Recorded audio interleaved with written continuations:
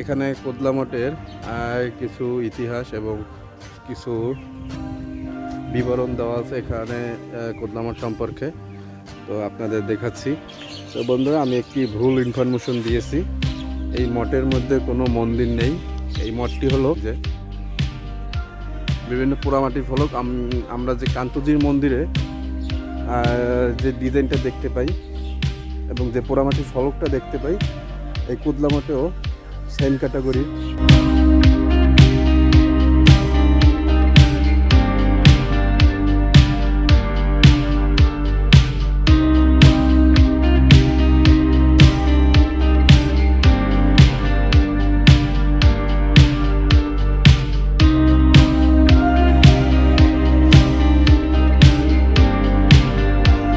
বন্ধুরা, কেমন আছেন? আশা করি খুব ভালো আছেন। আজকে হলো আমার ট্যুরে চতুর্থ দিন। এখন ঘড়িতে বেজে 3টা 8 মিনিট। আজকে আমি বাগেরহাটের আরেকটি প্রত্নতত্ত্ব নিদর্শন সেখানে যাচ্ছি। সেটা হলো কোদলা মঠ। বাগেরহাট শহর থেকে প্রায় 14 থেকে 15 কিলোমিটার দূরে সেখানে যাচ্ছে। সেখানে একটি প্রত্নতত্ত্ব নিদর্শন রয়েছে, সেটা হলো কোদলা মঠ। হয়তো শত শত বছরের পুরনো হবে মঠটি। রাস্তাটা আমি সঠিক জানি না, আমি এই যে গুগলের সাহায্য নিয়ে যাচ্ছি এবং গুগলে সার্চ করে আমি এটা দেখলাম। মঠটা আসলেই অনেক সুন্দর, ছবিতে যতটুকু দেখলাম। আগে কোনো সময় যাইনি, এখন আমি প্রথম যাচ্ছি আমি নিজে, সাথে আপনাদেরও দেখাবো সেখানের ঐতিহাসিক সেই মঠটি।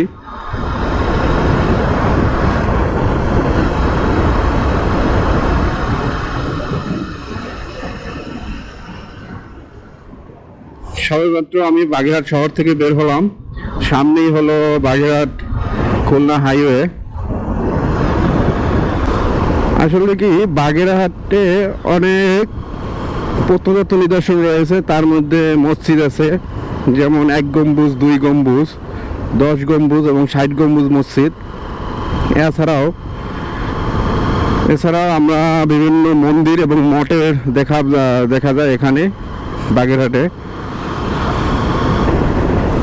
আমি যতদূর শুনেছি, বাগেরহাটকে একসময় মসজিদের শহরও বলা হতো। এখান থেকে রূপসা হলো 23 কিলোমিটার।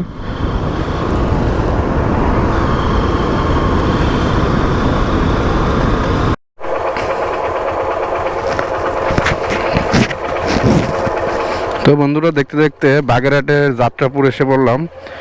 এই আমার হাতের ডান দিকে যে রাস্তাটা দেখছেন, এটা হলো কোদলা মঠ, যেটার কথা বলেছিলাম ভিডিওতে। এই যে এখানে লেখা কোদলা মঠ, যাত্রাপুর, বাগেরহাট, প্রত্নতত্ত্ব অধিদপ্তর, খুলনা বিভাগ। চলুন ভিতরে যাওয়া যাক। এখান থেকে ম্যাপে দেখাচ্ছে আর 300 মিটার, 1 মিনিটের মতো লাগবে।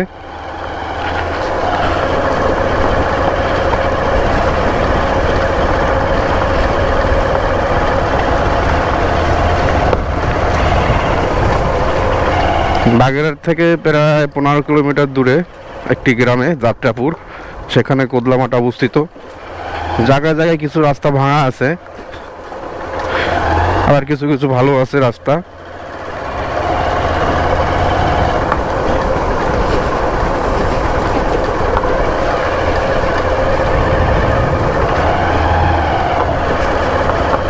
আর মাত্র 140 মিটার এখান থেকে দেখাচ্ছে।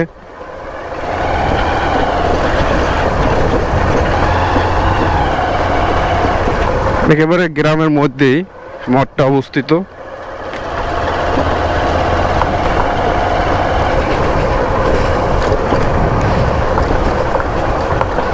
এই সেই কাঙ্ক্ষিত মঠটি পেয়ে গেলাম আমার হাতের বাঁদিকে।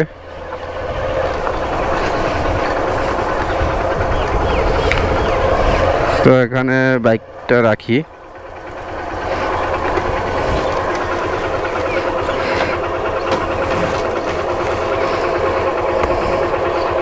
তো বন্ধুরা, দেখতে দেখতে আমি কোদলা মঠের সামনে চলে এসেছি। এই যে আমার সামনে হলো কোদলা মঠ, এই যে দেখাচ্ছি। এই যে এখানে কোদলা মঠের কিছু ইতিহাস এবং কিছু বিবরণ দেওয়া আছে এখানে কোদলা মঠ সম্পর্কে। তো আপনাদের দেখাচ্ছি। এই যে কোদলা মঠের সংক্ষিপ্ত ইতিহাস বাংলা এবং ইংরেজিতে দুটোই লেখা আছে।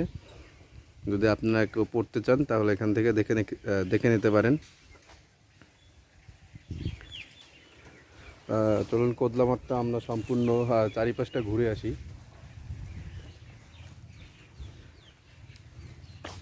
এখানেও সংক্ষিপ্ত বিজ্ঞপ্তি দেওয়া আছে, সরকারি নির্দেশ যে এই পুরাকীর্তি এবং প্রত্নতত্ত্ব নিদর্শন কেউ ক্ষতি বা ধ্বংস করতে পারবে না। এখানে খুব মনোরম একটা পরিবেশ, এখানে বিভিন্ন পার্কের মতো বেঞ্চ তৈরি করা আছে। আসলে কোদলা মঠটা অনেক সুন্দর, এখানে অনেক পোড়ামাটির ফলক দেখা যাচ্ছে। আপনাদের দেখাচ্ছি নিচ থেকে উপর পর্যন্ত। এই যে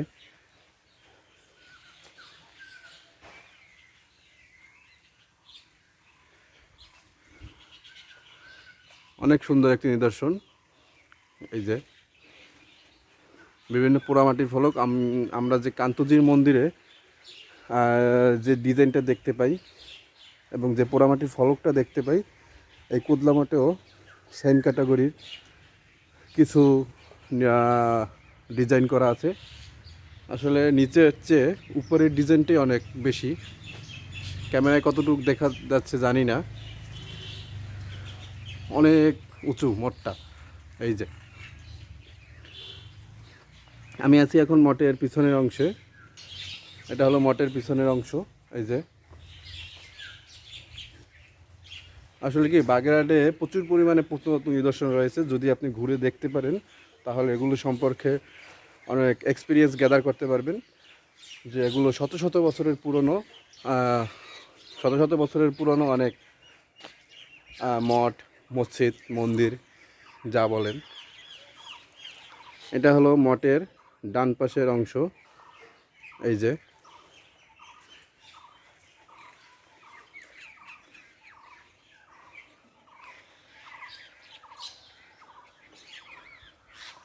এটার ভিতরে কি রয়েছে জানি না, সম্ভব থাকারই কথা।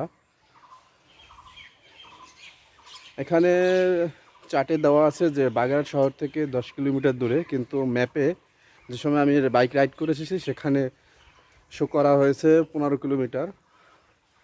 জানি না কোনটা সঠিক হবে। এই হলো মঠের মূল ফটক এবং দরজা।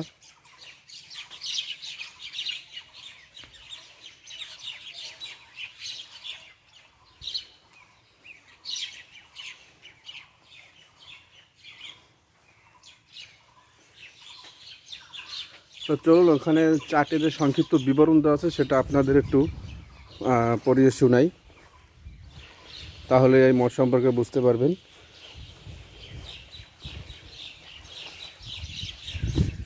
এখানে কোদলা মঠের যে বিবরণটা দেওয়া আছে, অপূর্ব অলঙ্করণ সমৃদ্ধ এই মঠটি বাগেরহাট শহর থেকে 10 কিলোমিটার দূরে এবং যাত্রাপুর বাজার থেকে 3 কিলোমিটার পূর্বে অযোধ্যা গ্রামে অবস্থিত। মঠটি অযোধ্যা নামক গ্রামে অবস্থিত থাকা এটিকে অযোধ্যা মঠও বলা হয় অথবা কোদলা মঠও বলা হয়। প্রকৃতপক্ষে এটি একটি স্মৃতিসৌধ। পার্শ্ববর্তী ভূমি থেকে মঠটির উচ্চতা 18.29 মিটার এবং দেয়ালের প্রশস্ত 2.75 মিটার। মঠের উত্তর দিকে ব্যতীত পূর্ব, পশ্চিম এবং দক্ষিণে দেয়ালে একটি করে প্রবেশ পথ রয়েছে। প্রধান প্রবেশ দরজাটি দক্ষিণ মুখে এবং আকর্ষণীয় দিক হচ্ছে ইটের উপর নয়নাভিরাম কারুকাজ খচিত অলঙ্করণ। মঠের প্রাপ্ত একটি ভগ্ন প্রায় বাংলা লিপি থেকে জানা যায় যে জনৈক ব্রাহ্মণ তারক ব্রহ্মের অনুগ্রহ লাভের জন্য এই মঠটি নির্মাণ করা হয়। সম্ভবত এটি সপ্তদশ শতকের প্রথমার্ধে নির্মিত।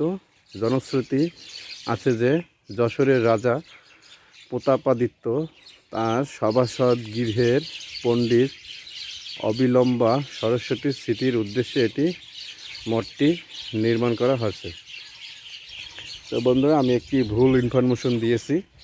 এই মঠের মধ্যে কোনো মন্দির নেই।